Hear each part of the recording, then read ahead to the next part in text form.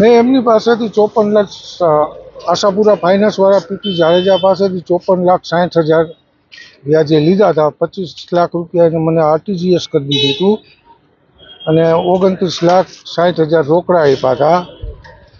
પછી દર મહિને 3% લેખે હું એને વ્યાજ આપતો, 1,80,000. 5 મહિના મેં વ્યાજ આપ્યું એને.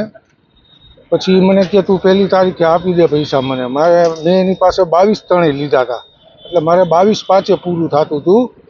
એની બદલે એ કે મારે 1 તારીખે જોઈ છે, એટલે 1 તારીખની બદલે મેં એને 9 દિવસ મોડા આપ્યા, 10 તારીખે આપ્યા. મેં એને 30 લાખનું આરટીજીએસ નાગરિક બેંકમાંથી કર્યું અને 30 લાખ રોકડા આપ્યા. અત્યારે તમે શું આશા રાખી રહ્યા છો પોલીસ પાસે? આશા એટલી કે કડક પગલાં લે, આશાપુરા ફાઇનાન્સનું લાઇસન્સ રદ કરે અને મારી ફાઇલ પરત અપાવે, મારું લખાણ બધું કેન્સલ કરાવી દે અને ચેક મારા પરત અપાવે.